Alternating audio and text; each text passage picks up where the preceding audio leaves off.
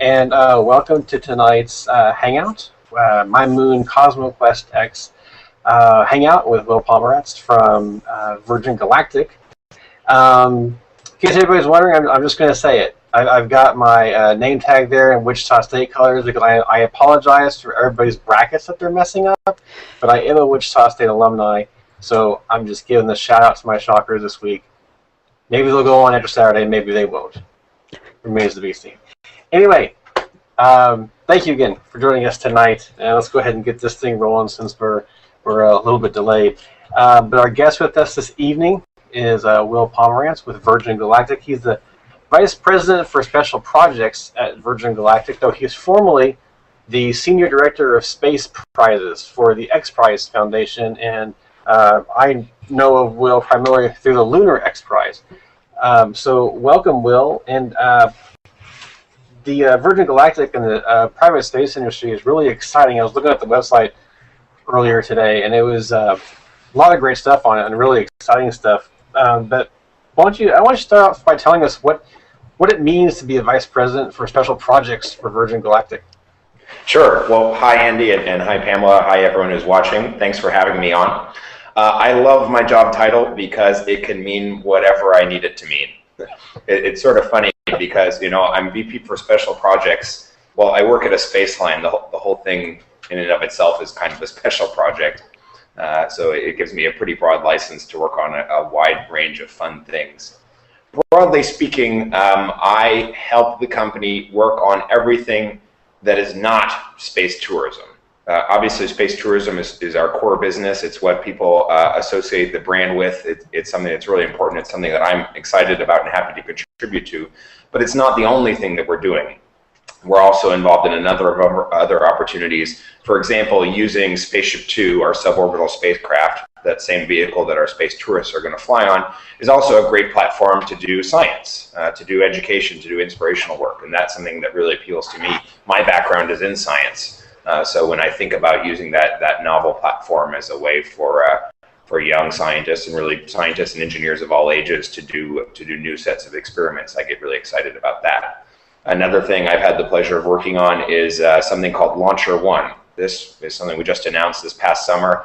It's a small satellite launch vehicle that Virgin Galactic is developing. It'll be launched from the same carrier aircraft, the same mothership that we use for Spaceship Two, White Knight 2. You can see her picture behind me there with Spaceship Two slung under the center.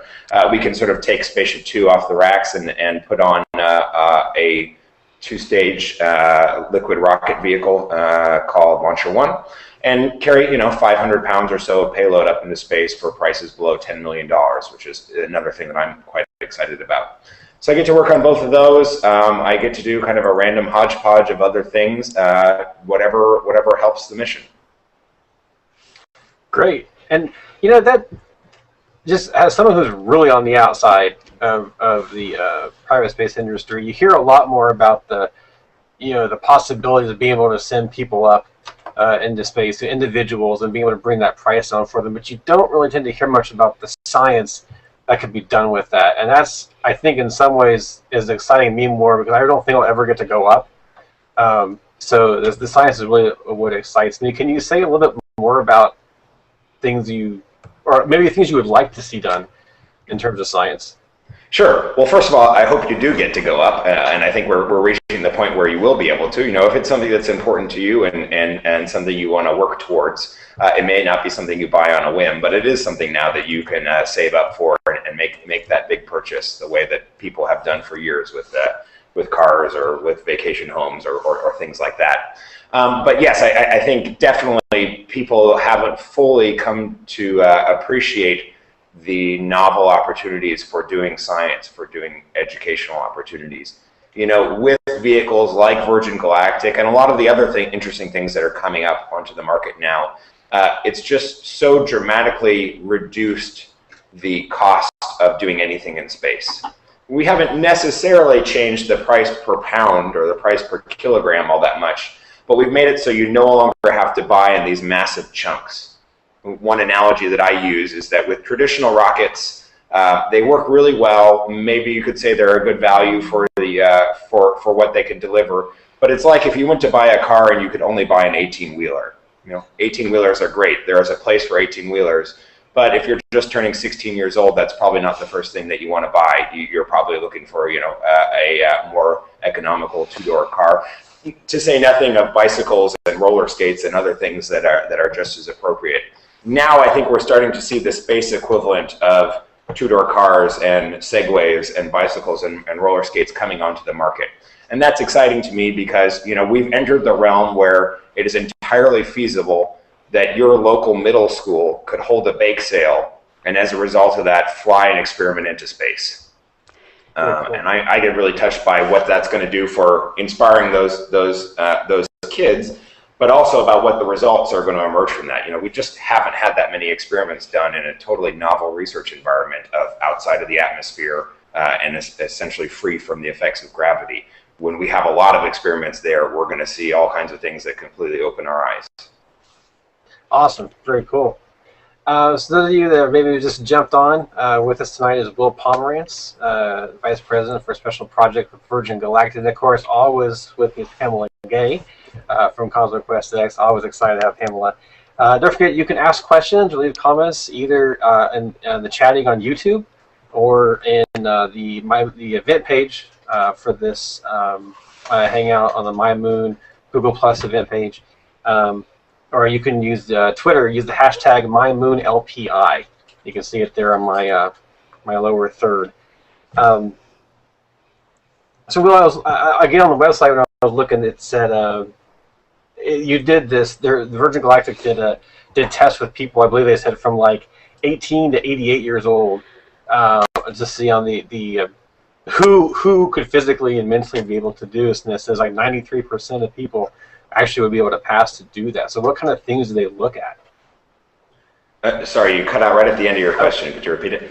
Sorry. So what kind of criteria in terms of your health and your physical and mental health did they look at to decide who was capable of flying? Yeah, well, it's certainly in our best interest as a company, and both philosophically and in terms of making good for our investors, that everyone who wants to fly can fly.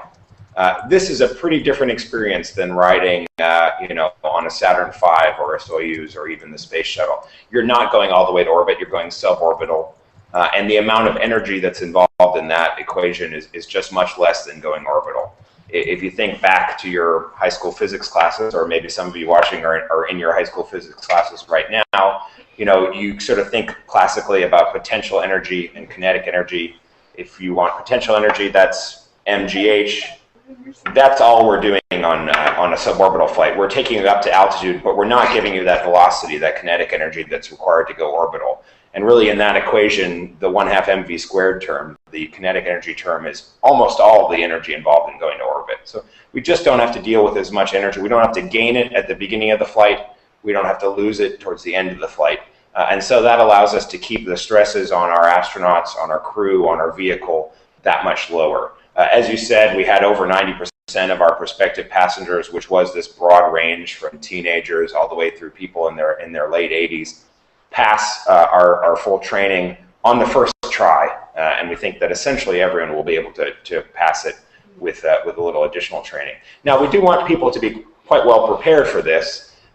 This is kind of the experience of a lifetime. And so when you're up in space, you don't want to be spending any time fiddling around trying to figure out how do I fasten the seatbelt again, and how do I move from my seat over to the window I want to get to. We want all that to be automatic. So we are going to spend a few days with our astronauts preparing them for the flight experience. But that's not just so that they can handle the physical rigors of it. It's really so that they come down not only safely, but they come down with the biggest possible smile on their face. Right, and it said that it talked about maximizing your safety, of course, which is number one, but also the experience. And one thing I like is that you also train people on what they can do and what they should be prepared to do to get the most out of it. Is that so? That's in terms of the physical stuff, but also in terms of, are there like specific activities that people can do? Taking pictures. What? Yeah. So Spaceship Two is an 8-seater vehicle. We have our 2 pilots in the front, but there's a big cabin in the back for 6 passengers to be floating around. They will have some room to move around, to experience weightlessness, which is really a novel experiment. experience. You can kind of liken it to being on a roller coaster. You can kind of liken it to being in a swimming pool, but it's really not the same as those things. It's something that is just tremendously fun, and people are going to want to be doing somersaults and be sort of flying from one end of the cabin to the other. We want to teach them how to do that. We also have a dozen windows kind of in the passenger compartment, as well as 5 up in the front that they'll be able to see through. So we want to teach our astronauts, hey, if the part of the view that you're looking forward to, let's make sure you can see that. So some of our future astronauts I know are particularly excited about looking out into the black of space, seeing sort of the limb of the Earth, being able to recognize that our planet is indeed round, that we have sort of this fragile blue layer of our atmosphere. Other people are particularly looking forward to looking down on the ground and recognizing, certain major landmarks. Particularly if they live in the area or they spent a lot of time there, it's pretty fun to see your house from 100 kilometers. So we want to make sure that whatever it is they want to do, that they're prepared to do that. And there's a couple of very interesting points about what you're doing. First of all, you're going to this interesting in-between layer of space. You're going higher than Felix did before he did his Red Bull world-breaking skydive, and you're doing it in a way that is achievable when you start putting it on the cost perspective of a high school football team, so that we can imagine a future where a class of students has, instead of their football boosters, their space boosters, and one member of that class flies into space with a rack of experiments, and that the training they're getting is how do you quickly get through all your experiments during that brief period that you're weightless on suborbit. Absolutely. And I get excited about the idea of, I was very fortunate in that I had some great teachers when I was in middle school and in high school. There are a lot of people who aren't as fortunate with their choice of teacher, but how much more attention would students pay in their physics class, in their in their basic science classes, if their teacher had been to space? If Mrs. So-and-so or Mr. So-and-so at the front of the room isn't just blabbing away about something they read in the book a week before you read it, if they're showing a video of an experiment that maybe last year's class designed and they themselves operated, or a student from last year operated, I think that's going to make much more people at that age when, kids are pretty impressionable and they're making these decisions that perhaps they don't recognize how much it's going to impact their later careers. If it gets them to pay a little bit more attention in class, to start to dream about those careers, that's something that really gets me excited. We have SEDS UCF asking, how long is a flight? So the whole flight is going to be somewhere on the order of 2 hours. We actually have this 2-vehicle system, and if I'm up on the main screen here, you can kind of see it pictured behind me. So we have the White Knight 2, which is a specialized jet aircraft. I kind of call it a catamaran of an aircraft because it has these 2 fuselages. The 2 outer fuselages that you'll see behind me here are the specialized mothership White Knight 2. You'll start your mission with Spaceship 2 mated to the White Knight 2, just as you see it in this picture here. You'll take off from a normal runway at our facility, Spaceport America in southern New Mexico, and you'll spend about an hour with the 2 vehicles still mated together. That's enough time for the vehicle to take off, to climb up to an altitude of about 50,000 feet. That's maybe half again as high as you fly on a traditional commercial airliner if you're taking a flight to visit friends or family or for work. And then to give the pilots enough time to do all the necessary vehicle checkouts to make sure the weather is what we want it to be, to make sure that the crew and the passengers are comfortable with everything that's about to happen. We'll then release the spaceship. She'll free fall for somewhere like 3 or 4 seconds away from the mothership.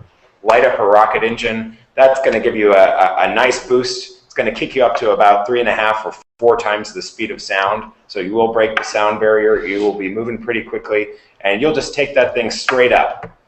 You're going to peak out in an altitude that is officially in outer space. You'll earn your wings. You'll have somewhere on the order of 3 or 4 minutes to take off your seatbelt, to float around the cabin, to enjoy that weightlessness, to look out those windows on the Earth. And as I mentioned earlier, we have more windows than we have passengers, so you don't have to worry about a greedy fellow passenger hogging the view. You can have whatever view you want.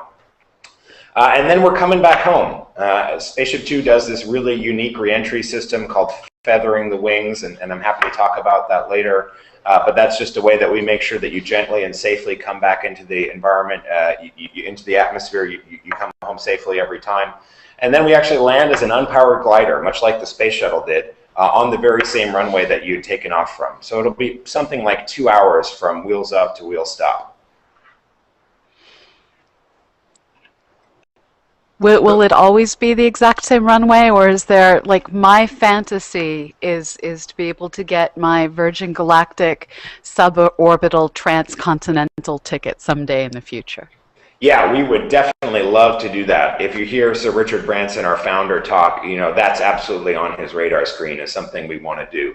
If I imagine, I live in Los Angeles, I fly a lot. If I could get on a flight that left Los Angeles and 45 minutes later was in London, instead of 14 hours later or whatever it is, and oh, by the way, I became an astronaut on the way, I think that's a pretty compelling thing. I would sign up for that in a heartbeat. Now, that's a much more demanding job, so you're not going to do that in Spaceship 2. That's something that maybe you do in Spaceship 3 or Spaceship 4 or somewhere down the line, but it's definitely something we'd like to offer. And it means no luggage and no carry-ons, which is an interesting side effect. I'm okay with that, though. Really. Excellent. So, Will, have you got to do anything to experience zero-G? I have, yes. Not directly through my job at Virgin Galactic, but actually prior to working here, I was something called a coach for the Zero Gravity Corporation. This is a private company that operates what are called parabolic flights. This is the same method that the U.S., that NASA, and that Russia have used to train all of their astronauts and cosmonauts. Essentially, if you imagine flying an aircraft on sort of a roller coaster type set of hills, when you're on sort of the top half of each of those hills, your plane kind of goes into free fall, and you're falling at the same speed of the plane, which means that you're not experiencing any relative gravity. You do get a chance to float around. In Zero G's case, it's in a 727 aircraft with the seats removed and the overhead bins removed. So you have a fair amount of space to move around. And like I said, it's an amazing experience. You have never, even if you think you've experienced something like it, you have never experienced something like it until you've done it. And it's addicting. When you go once, people want to go again, want to really play in it. They want to learn how to move around in it. Very cool. And back when you were talking about kids being inspired by this, and the possibility of them being able to be the one that goes up, even as a young teenager, that's in some ways that's like this next huge leap from when we talk about NASA today, inspiring people to be scientists and engineers and doing these things when they're like in their 30s and 40s. It's like, wow, now they can do this now. They don't have to wait 20 years and go through school first. So that's pretty exciting too. Definitely. And if you thought the homecoming king and queen were cool, wait till someone in your class is an official certified astronaut. That's right. We have a question from YouTube from Adam Fury. If a rover was small enough and engineered to handle the stresses involved when contained within a vibration-absorbing sabot, is that right? Would using large-scale electromagnetic rail launch systems be practical? Basically, can you use a railgun to launch people into space? Oh, okay. Sure. Not something that I have personally worked on. I think railguns, they have been used in the past for various applications. I think they can work really well for things that aren't sensitive to acceleration and gravity loads. And so if you're talking about launching, water up into orbit, which is, something that we need a lot of up there for a variety of reasons, maybe that's somewhere where you can talk about using a rail launch system.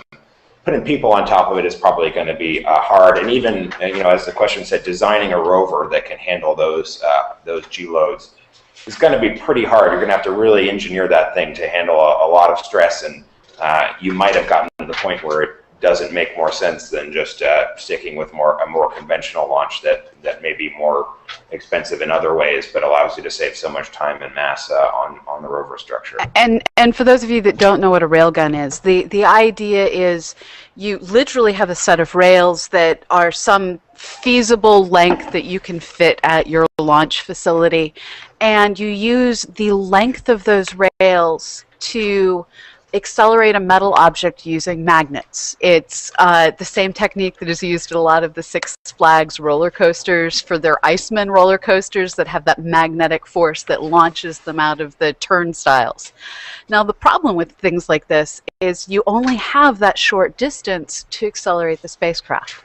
With conventional rocket systems, we are adding force, we are adding velocity for almost the entire launch process. So you are able to accelerate over hundreds of miles instead of hundreds of feet, if even that much distance.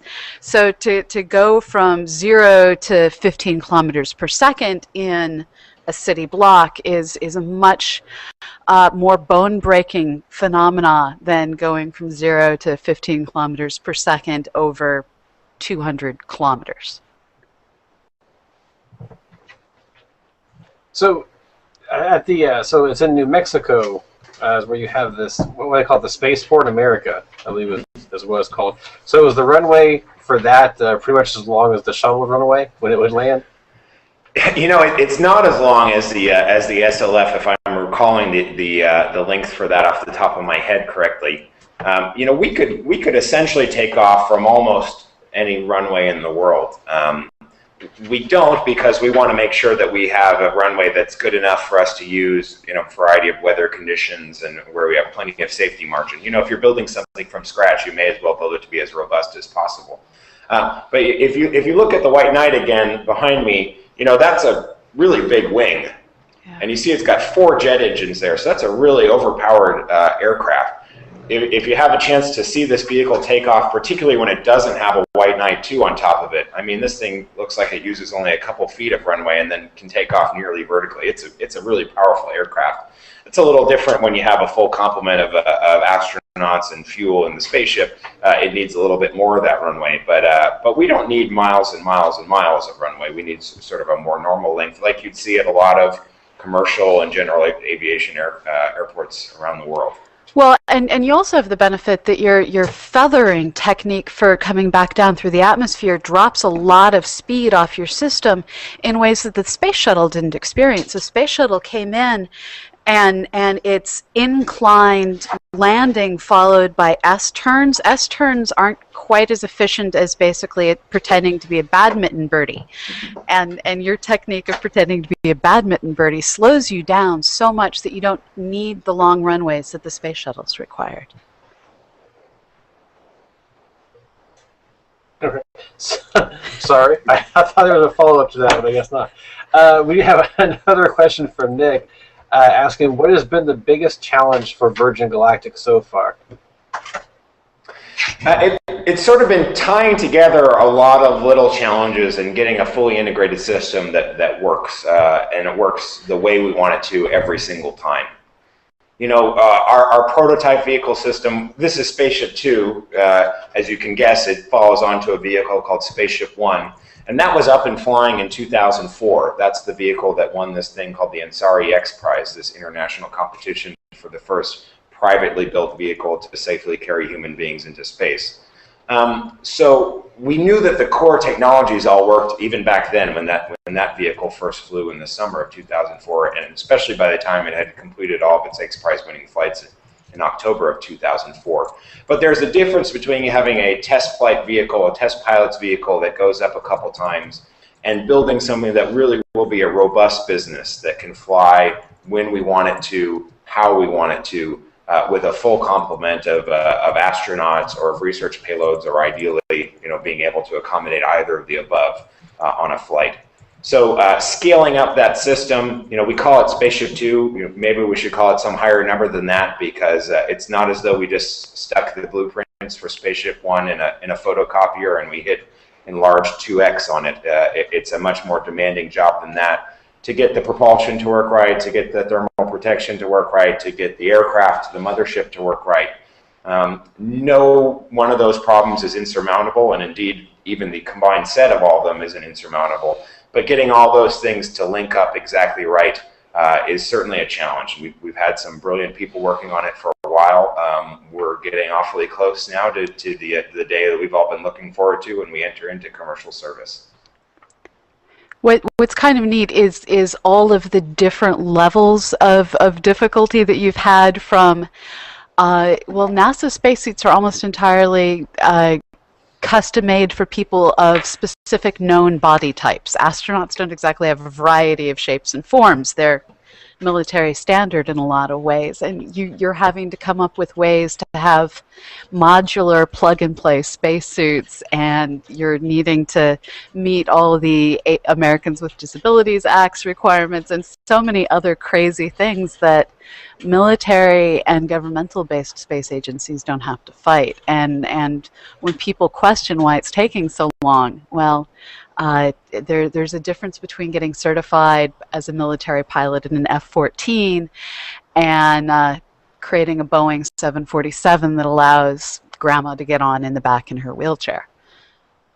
Yeah, definitely. As you mentioned, we're really broadening the realm of people who have flown. Depending on how you count it, as of today, about 530 people have been to space. And Pamela, like you said, they all are, from a physiological perspective, pretty much the same. And that the same is excellent condition, very tight age range.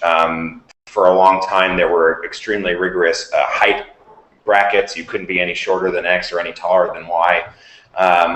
We don't have that because we want more people to be able to fly, and we do have passengers that are substantially older than your typical NASA astronaut, even substantially older than John Glenn was when he became the oldest person in space by a huge margin. We want all of them to fly, and again, not just come home safely, but come home smiling. So designing for that requires some pretty rigorous effort, but is going along well. Great. Another question from SEDS UCF. What kind of tourists have been looking into flights, and where do they come from? They say, for example, Dubai, Japan, India? It's a huge range. The U.S., I think we have more customers that come from the U.S. than from any other single countries. But we do have a broad range of customers. They come in from just about every culture. There are a few that we're, by U.S. law, not allowed to sell to, but essentially every other region of the world that we're permitted to sell to, we have ready and willing customers there. In fact, one thing that we've done is we've built this network of travel agents. We've given them a fancier name. We call them accredited space agents. But we have these agents on the ground in other countries because we know, we may not be fluent in the language, and we're certainly not fluent in the culture of a lot of countries where people love space just as much as they do in English-speaking countries. So we want, the space enthusiast from Japan to be able to talk with us and figure out what he or she is getting into before they make a purchase. And then we want them to come over here and have a great time on their flight. So it is a broad range of people. It's this huge range of ages. We're not allowed to fly people until they turn 18, but we definitely have customers who are younger than that. And as mentioned previously, we have customers into their late 80s. It's men and women. It's people who come from science and technical backgrounds, but it's also artists and entertainers and just family members. It's a little bit of everything. So there's not the one generic Virgin Galactic astronaut. It's a much broader spectrum of that. I also just, since we're talking, I have to give a shout out to SEDS since they've asked a couple questions here. If you're watching this and you aren't familiar with SEDS, it's the Students for the Exploration and Development of Space. It's the largest student space organization in the world. I joined SEDS as a freshman in college, and I would not be in this job today. I wouldn't have gotten to do so many cool things if I hadn't done that. So if you are a student or you have someone in your family who's a student, I definitely encourage you to check it out. Fantastic. Another question from Nick. So Will, as we said earlier, is actually formally with the Google Lunar XPRIZE and the XPRIZE Foundation in general. And Nick asks, what do you think of the Google Lunar XPRIZE right now? What kind of impacts do you see it having? Sure. Well, first of all, just a little background for anyone who's watching who may not be familiar with it. The Google Lunar XPRIZE is a $30 million competition for privately funded teams from anywhere on the planet that can successfully build a robot, launch it, have it land on the surface of the moon, and have it move around for about a half a kilometer and send back high-definition video and images. The competition was launched, or was started rather, in 2007. Registration is closed now, but I think as of today there are 23 or 24 teams that are competing for this. And just this enormous range of who they are, of what type of institutions there are. There are nonprofits and for-profits and university-based teams. There are teams based around, tried and true aerospace professionals versus teams that are coming with totally out-of-the-box solutions. It's a really broad range of these things, and you can follow them all online. I had the pleasure of running that competition for a couple of years, and it's still very much near and dear to my heart. And I'm really excited to watch what's going on with the teams. We're in this period now where the field, which was way broader than we ever expected it to be, is starting to narrow, because you're seeing leaders emerge, and you're also seeing teams start to conglomerate and either acquire each other or merge as they recognize that doing that entire job from end to end is extraordinarily difficult. Some teams may be experts in one section, one phase of that mission, and not at all experts in the other. So if they can kind of mix and match, you have these complete efforts. So I think it's really exciting to see this competition happen. I think there are a lot of great human interest stories coming out of it. But I, like most people, I'm waiting for the big payoff when we actually see something land on the lunar surface for the first time since the final Soviet mission in 1976. The Americans haven't sent anything back to the surface, or at least not soft landed anything on the surface, since the final Apollo mission in 1972. In 1972, or even 1976, that's a long time ago. Andy and I weren't alive. Neither was I. In fact, half of the people who are alive on the planet right now weren't alive back then. So if you imagine in your mind the day when these private companies put these rovers on the surface of the moon, Google's the title sponsor of the competition, so you can imagine it would be pretty easy for you to call up video from the surface of the moon on your cell phone. That's mind-boggling. That's really awesome. It's a lot of great stories. The teams, I know, I don't have as much insight, obviously, as I used to into what the teams are doing, but I know enough to say that there's real work being done here. There's real money being raised. There's real hardware being tested. There are some great ideas. By no means are all 23 teams going to make it to the moon. It's not guaranteed that even one of them will make it, but there's a pretty good shot that some of them will, and even that possibility is something really exciting to me.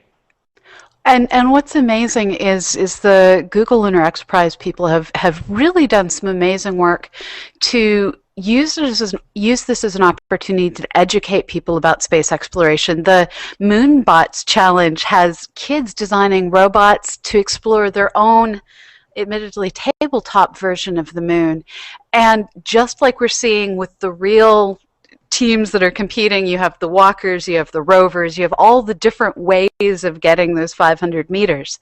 Well, the people working in their classrooms also have that same diversity and creativity. And so we're looking at a future where people are right now pretending to build things in high school that they may be building for real 10 years from now. And it's not a science fiction future they're imagining. They're parallel acting on the same problems that are being worked on in real laboratories. And this is future employment for them. Yeah, definitely. And it's also such an international competition. One thing I really like is that we're seeing teams emerge in countries that don't have their own space programs.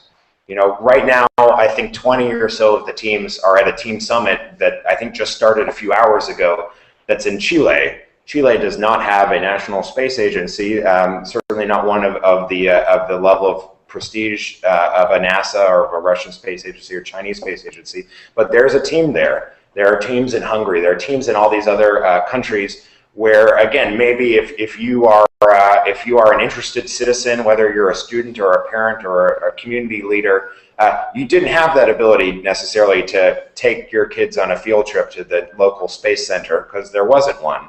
And now there is one. Now there are people that speak your language that you can relate to, that are working on something substantive, and that probably want your help. So that just ties so many more people into this. Yeah, we've had I believe 3 different Lunar XPRIZE teams do MyMoon webcasts, and they've all been just unique in what it is that they're wanting to send up there. So that's been really great. And in fact, our next webcast in a couple of weeks is somebody with Lunar XPRIZE, Leo Camacho. We'll be speaking with him more about Lunar XPRIZE. In the meantime, we have a question from Ulysses. He says he might have missed this, but I don't think you did. He says, but if Elon Musk offers competitive rates and takes people to orbit, how do you compete? Well, we're big fans of Elon's and big fans of SpaceX. What they've done has been an inspiration to us, as it has to, I think, everyone in the industry.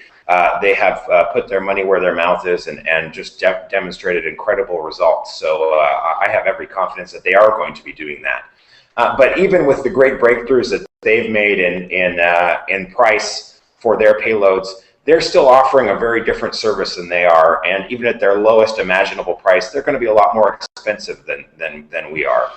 You know, that if you wanted to go out, you could go out right now and you could buy a ride to space to go to orbit. You'd be buying it through an American company called Space Adventures, but riding on a Russian rocket, the Soyuz, the same one that the astronauts and cosmonauts who launched just a day or two ago took to go to the International Space Station. But that's going to cost you on the order of $50 or $60 million. You know, that's a lot of money. I think there is the potential with companies like SpaceX and others that number is going to come down, but it's still going to be in that tens of millions of dollars range. And there's a big difference between the number of people who can afford that and the number of people who can afford a $200,000 ticket for, granted, a very different experience. So I really see the two as complementary. I think there are going to be some of our customers who fly suborbital, who get really excited about it and they want to go up to that next level, and so they ultimately become customers of an orbital experience. Similarly, there will be people who want to go to that orbital experience who want to, try before they buy at something at a little more reasonable price point. So I don't know that it will necessarily be competition. I think it will in fact be mutually supportive. And you made a really good point about why this is earlier. You're not going as high as the orbital folks go, so you don't need to invest as much energy into the trip. So while they may drive costs down for getting to orbital, your costs for getting to suborbital are going to come down at the same time as the technologies improve and things get more energy efficient. But just as it's always going to be cheaper to go from Boston to New York than it is to go from Boston to London, it's always going to be cheaper to go from the ground to suborbital versus from the ground all the way up into outer space at the orbital staying in orbit level. Right, and maybe you don't want to say anything about this, but does Virgin Galactic have any just thoughts of maybe really in the future going beyond suborbital?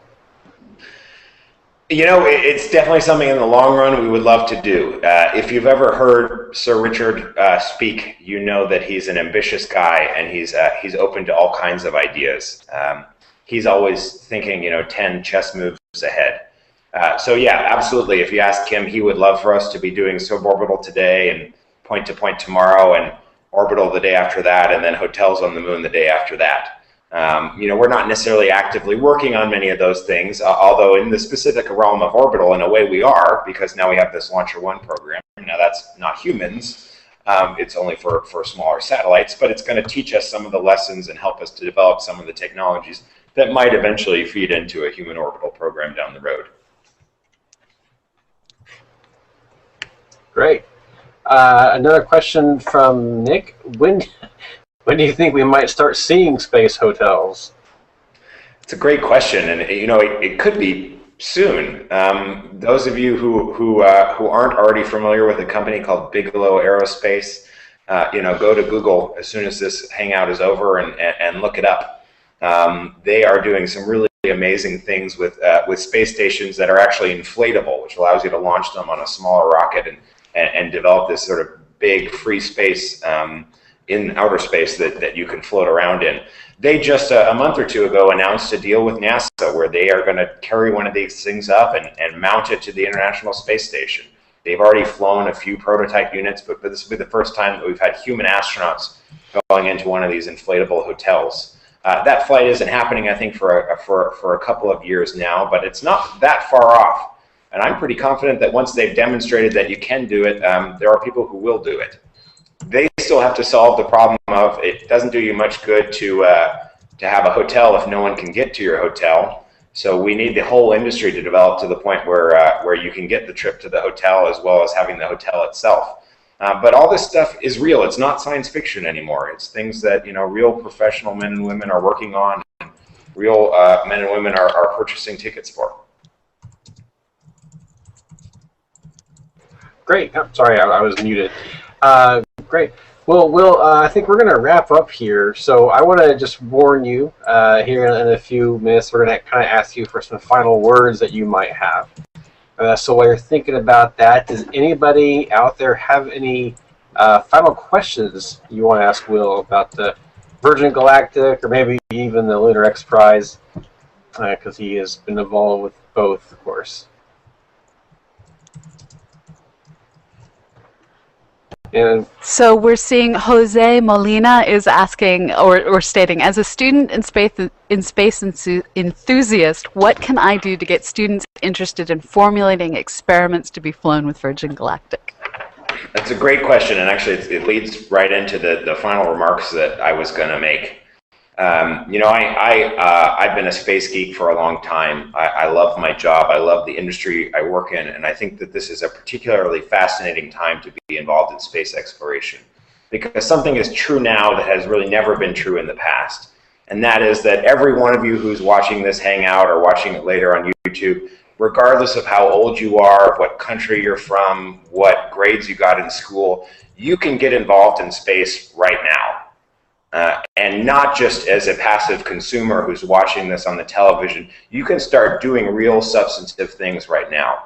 And I think that, for me, that made all the difference between a field that I sort of passively watch and something I can get my hands dirty and actually be involved in.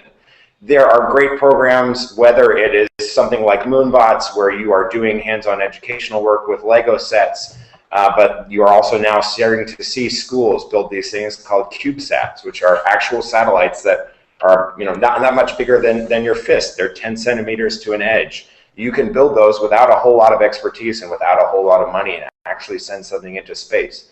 There are also purely online things. I know that probably a lot of the people watching this are already familiar with Moon Zoo, with Galaxy Zoo, with these systems where you can use CosmoQuest, the one co-hosting this show. Exactly, where you can go online and you can actually be helping scientists classify real data from real telescopes, helping us learn about our universe. I mean, how cool is that? And again, I don't think they ask you what your GPA is when you log on to any of those websites. You don't need a degree from MIT. You just need the willingness to do it. So there are tons of those activities now. There are also lots of great lesson plans. NASA and other organizations. If you just do a search for space lesson plans, you could probably find something that's appropriate to your educational level, to your interest level. But I prefer, I think the best way to learn is to learn by doing. So if you are excited about this, if you want humanity to become a spacefaring species, if you want to personally go or make it so that your loved ones to go, don't just be a passive participant. Go out there and contribute. You can start this evening. So that all sounds great, and I'm going to just sum up what poor Andy was trying to read in the chat window as I torture him with little tiny type.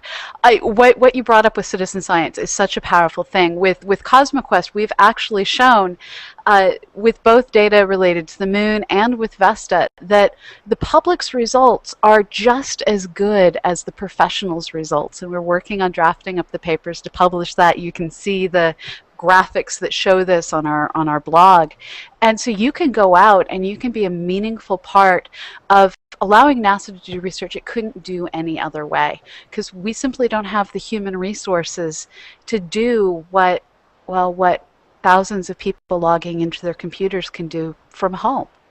And so together you can map out the places with CosmoQuest that the spacecraft that are being developed for the Lunar XPRIZE can go and visit in our future. And so we are all part of an ecosystem of space exploration. And Will is helping us figure out with his organization how to get that first rung up the ladder into suborbital spaceflight. Yes, and I will warn you, if you go to CosmoQuest, you just might get trapped in there for a whole day. It's really easy to just hang out on that site for a day. It's a lot of fun. It's fun that you probably would never realize you would have if you've never done it before. So anyway, thank you all. Thank you, Will, very much for joining us this evening, and thank you, Pamela, for your assistance as always. And this, of course, has been a joint production between MyMoon and CosmoQuest. You can go mark up the moon at cosmoquest.org. There's other ways you can also mark up Mercury and images of the asteroid Vesta. Lots of stuff to do on there. MyMoon at mymoonspace.com. You can check out more. Let's just call it goofy things related to lunar science on the website. And I'll just let you go check it out. Somebody once called MyMoon schizophrenic. It's brilliant. It's my favorite web design, and I do web design. So go check us both out. Go check out the Virgin Galactic site as well. A lot of good stuff on there. The next hangout with CosmoQuest, anyway, by themselves, is tomorrow at 4 p.m. It's on Learning Space, 4 p.m. Pacific with CosmoQuest, discussing Yuri's Night, which is this international celebration honoring the guy that started it all, Yuri Gagarin. And our next MyMoon CosmoQuest joint hangout is in 2 weeks on the 16th, again with Leo Camacho from the Google Lunar XPRIZE. So be looking for more information on connecting to that. And again, thank you everybody for joining us, and we hope to see you again in a few weeks. Thank you, everyone. Thanks, everyone. For special projects for Virgin Galactic.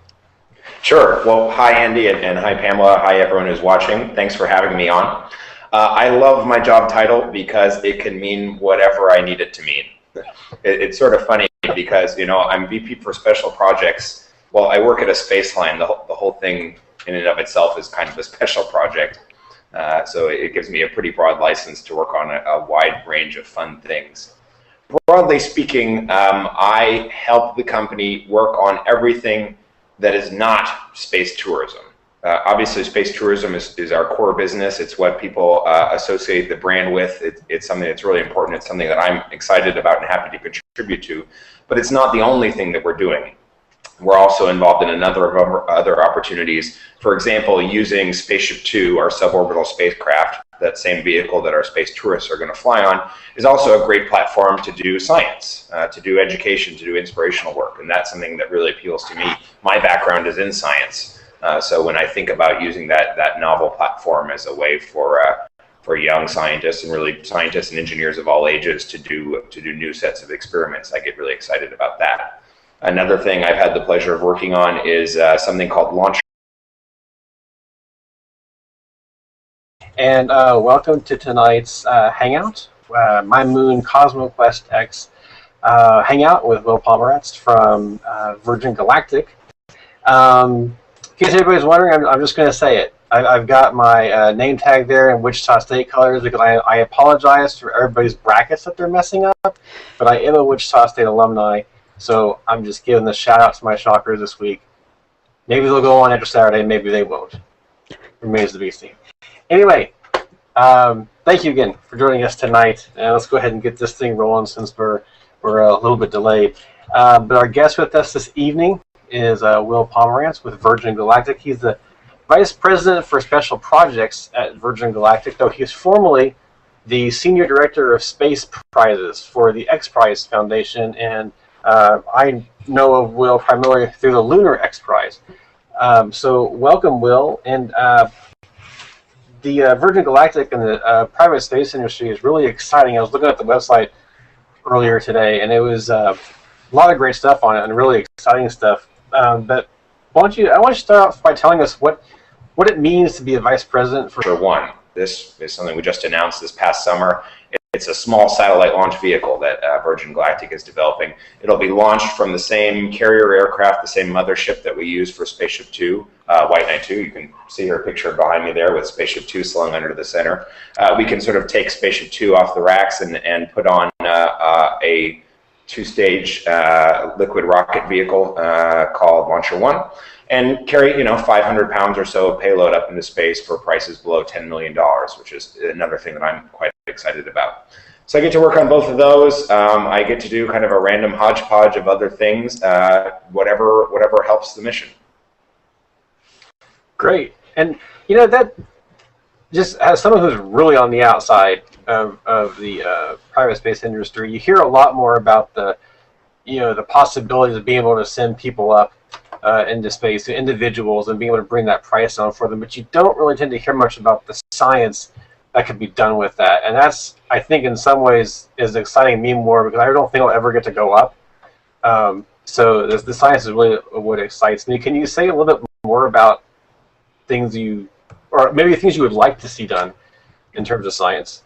Sure. A two-door car, to say nothing of bicycles and roller skates and other things that are just as appropriate. Now I think we're starting to see the space equivalent of two-door cars and Segways and bicycles and roller skates coming onto the market. And that's exciting to me because, we've entered the realm where it is entirely feasible that your local middle school could hold a bake sale, and as a result of that, fly an experiment into space. And I get really touched by what that's going to do for inspiring those kids, but also about what the results are going to emerge from that. We just haven't had that many experiments done in a totally novel research environment of outside of the atmosphere and essentially free from the effects of gravity. When we have a lot of experiments there, we're going to see all kinds of things that completely open our eyes. Awesome. Very cool. So those of you that maybe just jumped on with us tonight is Will Pomerantz, Vice President for a Special Project with Virgin Galactic. And of course, always with me, Pamela Gay from CosmoQuest X. Always excited to have Pamela. Don't forget, you can ask questions or leave comments either in the chatting on YouTube or in the event page for this Hangout on the MyMoon Google Plus event page. Well, first of all, I hope you do get to go up, and I think we're reaching the point where you will be able to. If it's something that's important to you and something you want to work towards, it may not be something you buy on a whim, but it is something now that you can save up for and make that big purchase the way that people have done for years with cars or with vacation homes or things like that. But yes, I think definitely people haven't fully come to appreciate the novel opportunities for doing science, for doing educational opportunities.